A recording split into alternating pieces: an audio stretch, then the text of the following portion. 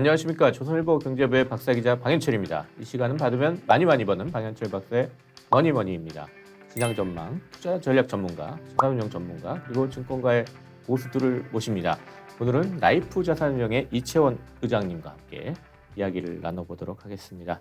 안녕하세요. 네, 안녕하세요. 네, 이채원 의장님 그러면 한국 가치 투자의 대가 뭐 이렇게 불리시고 또 가치 투자의 전도사 뭐 이런 별명도 있으신데 올해 이제 라이프 자산운용 이사회 회장에 취임하셔가지고 이제 좀 새로운 길을 좀 모색하고 계시잖아요. 예.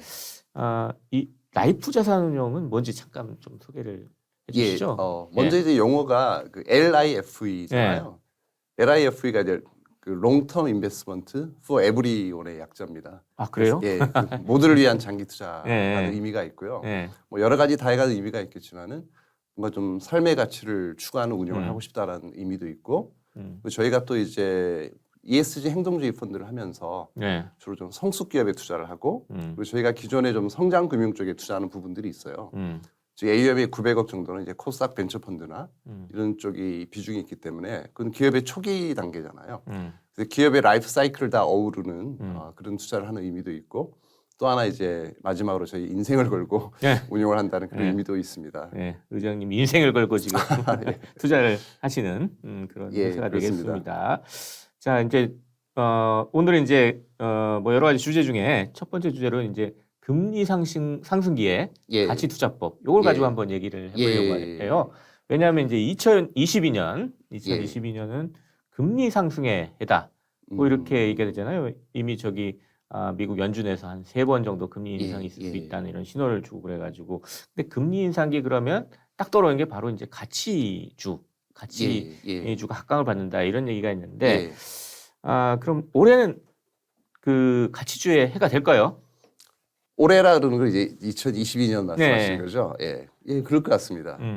이게 굉장히 민감합니다, 금리에. 주식이라는 게 민감. 일반적으로 보면은 이제 금리가 오르면은 전체 주식에 좋지 않은 걸로 일단 이해를 하시고 있죠. 당연히 이제 금리가 높아지면 뭐 굳이 주식을 왜 하느냐. 그냥 채권 사도 되는데, 이자 받아도 되는데 이런 개념도 있고. 그리고 이제 금리가 낮아지면은 아무래도 이제 뭐 정기예금에 넣을 이유가 없으니까 주식을 하든 부동산을 하든 뭔가 실물에 투자를 하게 되는 거죠. 그리고 금리가 올라가는 거는 이제 좀 자연스러운 현상일 수 있거든요. 적절한 인플레이션과 적절한 금리 수준이 유지가 되고 경기가 호전되면 이게 가장 좋은 케이스라 볼 수가 있는데 과거에 최근 한 30-40년간은 금리가 줄곧 내려왔어요. 그래서 뭐 어떻게 보면은 저는 이제 감히 말씀드리고 싶은 거는 이제 금리의 대세 상승은 이제 채권의 대세 상승은 좀 마무리를 한 게 아닌가 작년으로. 코로나를 우리가 겪으면서 미 국고채 10년물이 뭐 순간적으로 0.3까지도 가지 않았습니까? 지금 뭐 1.5 정도에서 왔다 갔다 하고 있는 상황인데요. 이제 상식적으로 보면은 이제 그 주로 이제 성장주가 있고 이제 가치주 두 부류가 있는데 이제 성장주라고 하는 거는 대부분 이제 미래 현금 흐름을 현재 가치로 할인해서 내재 가치를 많이 구해요. 이걸 디스카운티드 캐시플로우 기법이라고 이제 DCF라고 표현을 하는데요. 근데 이게 할인을 할 때 이제 이자율을 쓰게 됩니다. 그래서 이자율이 높을수록 할인율이 높아지니까 그러니까 내재 가치가 떨어지는 미래 효과가 가치는 있고요. 떨어지는 그렇습니다. 금리가 낮을수록 성장주는 유리하고 이제 금리가 높다고 가치주가 유리한 건 아니지만은 가치주는 나름대로 이제 수익 가치가 높기 때문에 일드가 그러니까 일드라는 표현이 이제 PER의 역수가 되는데요. 예를 들면 뭐 삼성전자 같은 기업이 뭐 시가총액이 한 450조 정도인데 이게 한 40조 난다. 이러면 대충 1년에 9% 정도 버는 거잖아요. 이게 일드거든요. 이 정도 버는데 대부분의 성장주들은 일드가 이렇게 안 나오죠. 보통 뭐 2%, 뭐 3%면 이제 PER이 30배니까 평균적으로 봤을 때 한 2-3% 정도 일드가 나오기 때문에 금리가 2-3%로 이렇게 올라가 버리면 경쟁력이 약해지는 거죠. 그러나 많은 가치주들은 이제 일드가 뭐 20%, 심지어는 뭐 30%. PER이 3배면 이제 30% 정도 나오는 거죠. 그러니까 금리가 뭐 3을 가든 4를 가든 여전히 은행 이자보다 뭐 7배, 8배 수익을 내주기 때문에 훨씬 경쟁력이 더 강화되는 측면이 있기 때문에 좀 가치주가 유리하다라고 이제 말씀을 드릴 수가 있는 거고요. 그래서 2022년은 가치주의 해가 될 가능성이 상당히 높다. 높다, 라고 말씀드리고 싶습니다. 그렇다면 2022년 금리는 대략적으로 어느 정도 가질 수 있을까요? 일단은 뭐 네. 최근에 12월 14일 FOMC에서 네. 일단 발표를 했죠. 대다수의 이제 의원들의 과반수가 금리를 3번 정도 올리겠다. 미국에서는. 네. 그럼 지금 뭐 0에서 0.25니까 뭐 그 정도 올리면 한 1% 정도 간다는 거거든요. 그러니까 기준금리가 1% 정도. 정책금리가 한 예. 1% 정도 갈 것 같고. 그러면 국고채 10년은 뭐 지금 한 1.5 정도지만 뭐 2% 초반 정도까지는 이제 갈 수 있겠다 네. 볼 수 있는 거고. 근데 많은 이들의 예상이 이제 맞은 적이 없습니다. 솔직히 예. 말씀드리면. 예. 예. 예. 이 전망도 사실 한 달 전과 완전 다른 전망이었고요. 네. 한두 달 전에는 거의 뭐 한 번 올릴 거다. 대부분의 의원들이 예상을 했지만은 갑자기 지금 인플레이션이 11월 달에 쇼킹한 미국의 CPI, 소비자 물가 지수가 6.8을 기록을 했습니다. 네. 39년 만에 가장 높았다 그랬죠. 뭐 예. 깜짝 놀랄 수치고 우리나라도 마찬가지로 3.7 정도 나온 것 같아요. 이게 한 9년 만에 가장 높은 수치였고요. 네. 이렇게 보면 이제 미국 금리도 한 2% 초반 정도 국고채 10년 기준으로 정도 자리를 잡을 것 같고 이제 국내도 지금 금리가 한 1%까지 기준금리를 올린 상황인데 네. 내년에도 올리겠다고 또 얘기를 한 바가 있고요. 네. 예. 그래서 우리나라 금리도 이제 미국과 비교했을 때 대충 한 0.7에서만 1% 정도 차이가 있었잖아요. 과거에 보면. 우리가 좀 높았죠. 예. 네. 그렇게 놓고 보면 우리나라 금리는 2% 중반에서 뭐 후반까지도 갈 수 있다. 우리도 뭐 국고채 3년 기준 정도로 보면요. 그래서 금리는 어쨌든 추세적으로 이제 올라갈 것 같아. 물론 인플레이션도 감안해야 되겠지만은 적정 수준의 인플레이션이 수반이 된다면 적정 수준의 이제 금리 인상이 예상이 되고 있고요. 뭐 2, 3% 정도로 보면은 좀 적정하지 않을까 그렇게 보고 있어요. 그게 정상적인 수준으로 보고 있거든요. 과거에 이제 저희가 리만 사태를 겪고 이제 코로나를 겪으면서 이게 너무 많은 유동성을 이제 공급을 했기 때문에 좀 비정상적인 그 제로금리 시대가 꽤 오래 갔어요, 사실은. 근데 이런 거는 이제 결국은 2022년 올해의 키워드는 뭔가 좀 정상화, 균형, 안정 이런 쪽으로 가지 않을까 싶습니다. 이 조금 갑자기 훅 들어와서 그런데 이게 2000년에 예. 이 닷컴 버블 얘기를 예, 많이 예, 하잖아요. 근데 많이 이제 하죠. 투자 대가들이 이제 최근에 뭐 이런 시장 상황이 2000년 닷컴 버블 때랑 비슷하다. 성장주에 대해서 예. 별로 안 좋을 수 있다. 뭐 이런 얘기들을 예. 하는데 이건 좀 어떻게 좀 보세요? 그렇죠. 근데 2000년 이렇게 보면 이제 그때 굉장했었죠. 1999년, 2000년의 닷컴 버블이 그 밀레니엄 버블이라고 해서 그 1000년에 한 번 오는 거품이라고 얘기를 많이 하죠. 네. 이게 Y2K라 그래가지고 이게 단위가 바뀌잖아요. 그러니까 1000에서 2로 바뀌기 때문에 모든 컴퓨터가 이제 뭐 작동을 못할 거다. 그래서 다 새로 재구매를 해야 되는 거 아니냐 이런 얘기까지 나왔을 정도로 큰 거품이 생겼었는데요. 그때랑 비교했을 때 이제 가장 큰 차이점은 그때 수많은 이제 닷컴 이제 기업들이 돈을 못 벌었어요. 그러니까 매출이 늘어날수록 서버 비용이 늘어나고 그러면서 이제 적자가 막 확대되는 그런 네. 상황이었고, 밸류에이션도 보면은 거의 PR이 5,000배, 뭐 10,000배짜리 기업도 나왔었고요. 상상도 못할 정도였죠. 시가총액이 5조인데 이익은 10억 나고. 근데 지금의 이제 어떤 주도하는 성장주들의 면면을 보면은 이제 글로벌 플랫폼 기업이 많잖아요. 네. 뭐 아마존도 그렇고 마이크로소프트라든지 뭐 엔비디아, 뭐 넷플릭스 이런 등등 뭐 애플도 마찬가지고요. 뭐 테슬라 같은 기업도 있고 이런 기업들이 뭐 말도 못하게 비싸다라고 말은 못해요.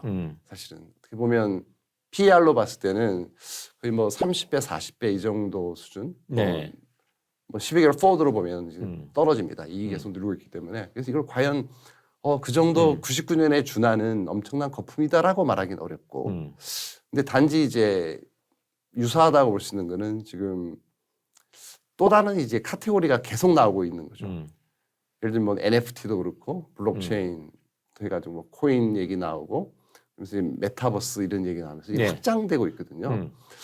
그래서 보면 첫 번째 이제 플랫폼 기업이 주도를 한 것까지는 이제 좋은데 이 자꾸 새로운 이제 확장된 개념이 자꾸 나오니까 이럴 때 좀 거품이 항상 꺼지는 네. 경우가 많았어요. 그런 면에서 봤을 때는 좀 이제 99년과 유사한 결과가 나올 수도 있겠다라는 생각을 하고 있고요. 특히 그 당시에도 그랬지만 이제 공모주 시장이 이제 열광을 지금 보이고 있고 네. 그 면도 아주 유사한 측면이 강하고 또 쏠림 현상이 강하다는 거가 유사합니다. 그 당시에 이제 제가 뭐 들고 있었던 아모레퍼시픽이나 네. 롯데칠슨 같은 기업들이 아모레퍼시픽은 10,000원까지 주가가 떨어졌고 제가 18,000원에 샀는데 뭐 성장주는 올라가는데 이거는 계속 주가가 신저가를 내고 있었죠. 10,000원까지 떨어졌었고 롯데칠성도 뭐 10만 원에 샀던 게 뭐 6만 원까지 떨어지고 있는데 그 당시에 그런 기업들의 밸류에이션이 뭐 PR이 뭐 0.8까지도 갔었고 대부분 한 배에서 한 3배 사이에 머무르고 있었죠. 지금도 이제 마찬가지로 이런 성장주의 밸류에이션이 PBR이나 PER이 시장 평균보다 한 3배, 4배까지 가고 있지만은 일부 가치주 같은 경우는 뭐 PBR이 0.3도 안 되고 PER은 뭐 3배 정도에 머무르고 있기 때문에 그런 면에서 봤을 때는 좀 유사하다. 쏠림 현상이 강해지고 있다는 거. 왜냐하면 제가 이걸 여쭤본 거는 닷컴버블 꺼지면서 이제 성장주들 그때 당시의 성장주들이 확 거품이 꺼지면서 가치주들이 각광을 받았는데 2022년에도 혹시 뭐 그런 비슷한 일이 벌어지지 않을까 뭐 이런 거가 궁금해서 한번 여쭤본 거거든요. 충분히 벌어질 가능성도 있습니다. 이 성장주 사이클이 있고 또 가치주 사이클이 이렇게 번갈아가면서 이렇게 왔다 갔다 하는 것 같은데 이 좀 차이는 어떻게 좀 볼 수 있나요? 그렇죠. 근데 기업의 가치라는 거는 사실 잘 안 바뀌거든요. 내재 가치가 뭐 1년 만에 금방 바뀌지 않잖아요. 근데 시장 참여자의 인식이 바뀌면서 인식이 바뀌는 이유는 이제 이 환경이 바뀝니다. 뭐 성장이 둔화된다든지 금리가 뭐 떨어지거나 오르거나 하면서 외부 환경이 바뀌면서 투자자의 인식이 바뀌면서 때로는 뭐 자산 가치를 선호할 수도 있고 때로는 수익 가치를 선호할 수도 있고 때로는 성장 가치를 선호할 수 있는 거죠. 제가 말씀드린 이 세 가지가 가치의 3대 요소입니다. 이 세상의 어떤 자산도 이 세 가지 요소를 벗어나기 힘들어요. 그 기업이 갖고 있는 안정성, 그다음에 수익성, 얼마나 안전하냐, 얼마나 돈을 잘 버느냐. 세 번째는 성장성이죠. 앞으로 이 산업이나 기업이 얼마나 성장할 것이냐를 놓고 보는 건데 지금처럼 이제 저성장 저금리 국면에서는 성장에 대한 목마름이 아주 강해져요. 왜냐하면 이런 국면에서는 성장하는 기업이 많지가 않습니다. 전 세계를 놓고 봐도 아마존, 구글, 넷플릭스, 뭐 마이크로소프트 몇 개 없어요. 그런 플랫폼 기업들 국내에도 보면 뭐 카카오나 네이버 같은 성장주들이 그렇게 많지는 않습니다. 그렇기 때문에 이런 기업의 쏠림 현상이 벌어지는 거죠. 그러면서 이제 금리가 낮기 때문에 이제 성장주가 득세를 하면서 이런 그로스 사이클, 성장주 사이클이 오는 건데 성장주 사이클의 과거 특징은 좀 짧았어요. 99년에 닷컴 버블도 그냥 2년밖에 안 갔잖아요. 사실은 99년, 2000년 2년 가고 가라앉기 시작했는데 그 상식을 깬 게 지금 사이클입니다. 지금 6년째 2014년부터 이제 그로스 사이클이 이어지면서 성장주 사이클이 한 6년째 6년째 지금 가고 있기 때문에 굉장히 길다는 거고 그래서 과거랑 조금 다르다 사이클이라는 건 다른 거고 가치주 사이클은 이제 99년에 닷컴 버블이 꺼지고 나서 2000년부터 2013년까지 13년 갔어요. 13년 동안 이제 전 세계 모든 가치 투자자가 이제 행복한 나날을 보냈었고요. 그 구간을 보면은 이제 길지만은 서서히 천천히 가는 이제 특징이 있어요. 그로스 밸류 사이클은. 근데 그로스 사이클은 강력하고 짧은 특징이 있지만 요번은 좀 이제 길었다. 근데 이제 특징은 뭐냐면 이제 작년 같은 경우는 이제 그로스 사이클 전에 좀 이게 에너지 분출을 한 게 아닌가라는 생각이 들거든요. 이제 코로나가 이제 감염이 확산되면서 이게 그 시간도 길었고요. 거의 2년이 좀 다 돼가지 않습니까? 그러면서 이제 이 세상이 변화하는 속도나 폭이 빨라졌다는 거죠. 굉장히 가파라져 가지고 우리가 일상적으로 최근에 뭐 재택근무하면서 집에서 이제 뭐 TV도 보고 뭐 게임도 하고 주식 매매도 하면서 또 회사에서 연락 오면 이제 화상 회의도 좀 하고 그러면서 배고프면 이제 배달 음식 시켜 먹고 이렇게 뭐 온라인 쇼핑도 하고 이렇게 나날들을 이제 보냈잖아요. 코로나로 완전히 바뀐 생활이 됐죠. 이게 빨리 왔어요. 몇 년에 걸쳐서 서서히 진행돼야 될 게 급속하게 진행이 되면서 우리 생활 패턴이 완전히 바뀌면서 이런 게 주가에 반영을 빨리 해버린 거죠. 그래서 주식도 몇 년에 걸쳐서 서서히 좀 올라줘야 되는데 갑자기 급등한 게 아닌가 작년 연말에. 그래서 그게 이제 에너지 분출을 했기 때문에 앞으로는 이제 성장주의 상대적 초강세는 더 길게 유지되기는 어렵지 않을까. 물론 이제 그래도 이 와중에도 성장하는 기업은 당연히 살아남겠죠. 주가도 오를 거고. 그렇다면 2022년은 가치주가 일단 주목을 받을 텐데 이게 가치주 슈퍼 사이클까지 이어질까요? 그건 약간 좀 사실 대답하기 어려운 거죠. 그러려면 이제 경기가 어떻게 예, 되느냐가 중요합니다. 예. 대부분의 가치주는 이제 시클리컬이 많잖아요. 예. 경기 민감 업종이 많기 때문에 경기가 나빠지면 뭐 가치주가 슈퍼 사이클이 오기가 어렵고 근데 뭐 코로나가 이제 위드 코로나가 되든 포스트 코로나가 되든 이제 좀 이렇게 완화가 돼버리면 이제 뭐 세계 경기가 좀 돌아서고 인플레이션도 진정되고 적정한 금리 수준에 적정한 인플레이션이 온다면 슈퍼 사이클이 올 수가 있죠. 근데 그거는 좀 알 수가 없고 좀 예측하기가 어렵긴 하죠. 가치 투자에도 좀 세부적인 스타일이나 유행 뭐 이런 게 좀 있나요? 아까 말씀드린 대로 이제 가치의 3대 요소 안정성, 수익성, 성장성이잖아요. 네. 뭐 안정성을 중시하는 분들은 이제 자산 가치를 중시합니다. 그 기업의 청산 가치나 땅을 얼마나 가지고 있고 뭐 현금을 얼마나 들고 있고 뭐 차입금이 얼마나 되는지를 면밀히 따져봐서 PBR이 이제 극도로 낮은 이제 저 PBR 주식을 선호하신 분들은 뭐 자산 가치 투자자인 거죠. 근데 이런 주식도 이제 과거에 뭐 한 3년, 4년, 5년까지를 놓고 보면은 이제 땅 부자 기업들이 주가가 뭐 만호제강, 삼부토건, 성창기업 같은 기업들이 1년 만에 주가가 10배씩 오르고 그런 국민이 있었어요. 이건 자산 가치 주장이었던 거고요. 두 번째로 이제 수익 가치를 중시하는 분들도 있어요. 나는 뭐 자산보다는 돈을 많이 버는 기업이 좋다. 그리고 내재 가치나 어떤 주가에 비해서 훨씬 더 수익 가치가 높은. 근데 PR이 낮을수록 수익 가치가 높은 거잖아요. 그래서 우리나라 평균 PR이 지금 예를 들면 11배 정도라고 보면은 10배, 11배 정도. 예, 어떤 기업들은 PR이 2배짜리도 지금 막 속출을 하기 시작합니다. 그래서 PR 2배, 3배인데 이런 정도 수익이 나는 유지될 것 같다라고 보시는 분들은 과감하게 이제 수익 가치주를 투자를 하는 거고요. 근데 어떤 분들은 또 나는 그런 거보다는 미래가 중요해. 그래서 성장하는 기업에 투자를 하고 싶고 성장 가치가 높은 기업에 난 투자하고 싶다라는 분들도 많이 계시는데 그런 분들이 이제 소위 그 모멘텀 투자가 아니고 남들이 다 좋다고 하니까 그냥 휩쓸려 가지고 이미 주가가 뭐 많이 오른 성장주를 사는 게 아니고 아무도 눈여겨 보지 않았을 때 한 10년 전에 카카오에 투자를 한다든지 이런 분들은 정말 훌륭한 이제 성장 가치주 투자를 할 수 있는 거예요. 그래서 이렇게 유형이 다 다릅니다. 성장 가치, 수익 가치, 자산 가치. 다 가치 투자가 맞는 거지만은 뭐 본인의 스타일이나 유형에 따라서 뭐 성격도 있고요. 그때 또 유행도 달라지고 그런 거. 그렇죠. 환경이 바뀌기 때문에 유행도 좀 달라집니다. 2022년에는 어떤 스타일의 좀 가치 투자가 좀 각광을 받을 수 있을까요? 아무래도 6년간은 이제 성장 가치주가 각광을 받았기 때문에 그 외의 부분들 제가 생각에는 이제 자산 가치주나 수익 가치주가 이제 크게 각광을 받지 않을까 생각하는데요. 그 근거는 이제 말씀드린 대로 금리가 이제 상향 추세에 있기 때문에 금리가 한 2, 3% 정도 예를 들면 이자율이 올라간다면 그거를 PER로 환산하면 한 30배 정도 되는 거잖아요. 3%면 그 정도를 충분히 이길 수 있는 이제 멀티플이 돼야 된다는 거고요. 수익 가치로 봤을 때. PER이 3배면은 10배 정도 더 경쟁력이 있는 거잖아요. 금리나 채권에 비해서.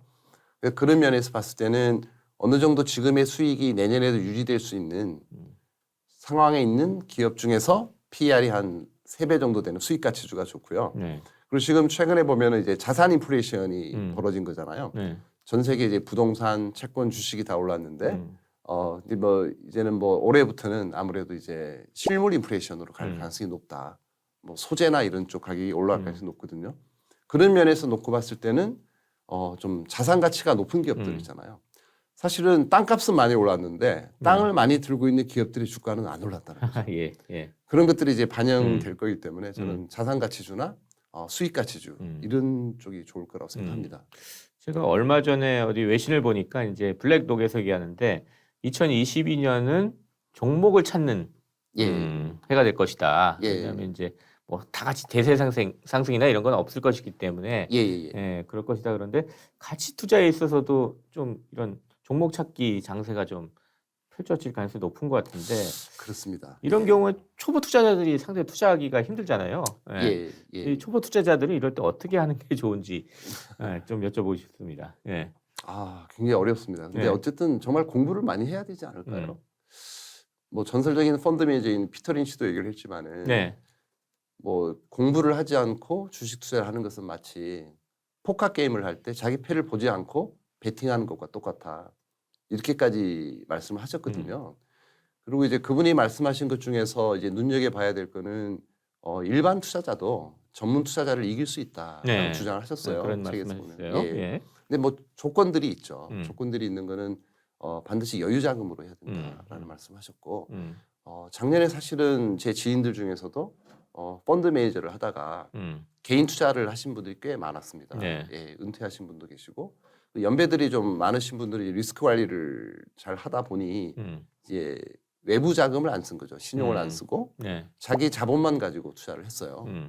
그러다 보니까 이제 코로나 쇼크를 맞았는데도 지난 3월에 순간적으로 수익률이 마이너스 50%까지 갔다 하더라고요. 근데 그게 뭐 올 들어서 다 만회를 했죠. 왜냐하면 안 털렸으니까. 근데 신용을 쓰게 되면 어쩔 수 없이 이제 반대 매매가 나가다 보니 그냥 거의 0이 돼 버리지 않습니까? 자산이. 그러면 회복이 안 되는 거예요. 그래서 이게 보면은 자산의 한 30-40% 정도가 손실이 나면 네. 만회하기가 굉장히 어려워요. 특히 뭐 신용을 쓰면은 이제 영원히 만회가 안 되는 거고요. 자본이 없어지기 때문에. 그래서 이제 반드시 좀 여유 자금으로 해야 된다는 걸 말씀드리고 싶고, 그리고 본인이 이해할 수 있는 산업에 투자를 해야 되고 본인이 커버할 수 있는 종목 한도 내에서 해야 된다고 생각해요. 모든 종목에 다 투자해서 수익을 낼 수는 없을 것 같아요. 바이오도 투자하고 IT도 하고 뭐 경기 민감주도 하고 여기 갔다 저기 갔다 하다 보면 물론 이제 탁월한 뭐 인사이트나 통찰이 있으신 분들은 가능하겠지만 일반적으로는 뭐 저도 뭐 꿈도 못 꿀 일이거든요. 그거는 그러니까 자기가 잘 할 수 있는 분야에만 집중을 해야 된다는 거. 본인이 종사하고 있는 직업군들이 있잖아요. 뭐 의료계 의사나 약사이신 분들은 바이오에 투자하시면 되고 뭐 삼성전자나 LG전자에 근무하시는 분들은 뭐 IT 기업에 투자하면 훨씬 더 남보다 높은 지식을 가지고 있는 거고, 그럼 뭐 주부분들도 쇼핑하면서 마트를 가고 뭐 편의점도 가고 뭐 백화점도 다니시면서 어떤 제품이 잘 팔리나 이렇게 눈여겨보고 이게 어디 거지 하고 봤더니 주가는 안 올랐는데 뭐 실적은 괜찮다. 그럼 아주 뭐 조로의 매수 기회가 될 수 있는 거고. 그래서 이런 거를 다 이제 포함해서 반드시 이제 공부를 많이 하시면서 본인이 이해할 수 있는 산업의 여유 자금을 가지고 적절한 종목, 내가 감당할 수 있는 한 5개, 정말 맥시멈 10개 정도의 종목을 이제 열심히 공부하고 연구하시면서 투자하는 게 좋지 않을까 싶습니다. 예. 자, 이번 시간에는 가치 투자의 대가이신 이채원 라이프 자산운용 의장과 함께 금리 상승기의 가치 투자법에 대해서 얘기를 나눠봤습니다. 자, 이제 마지막으로 저희 구독자, 시청자 여러분께 마무리 인사 간단하게 부탁드리겠습니다. 예. 이게 좀 이렇게 제가 지루한 말씀을 많이 드린 것 같은데 사실은 이제 상식적인 얘기잖아요. 장기 투자해라, 기업의 가치를 보고 투자해라. 근데 세상에서 제일 힘든 게 상식을 지키는 것 같아요. 그래서 저는 앞으로도 좀 기본적인 상식이나 원칙을 잘 지키시면서 공부를 많이 하시면서 이제 투자를 했으면 좋겠습니다. 감사합니다. 예, 감사합니다. 지금까지 함께해 주신 라이프 자산운용의 이채원 의장님, 그리고 저는 조선일보 경제부의 박사이자 방현철이었습니다. 그럼 다음 시간에 또 뵙도록 하겠습니다. 감사합니다.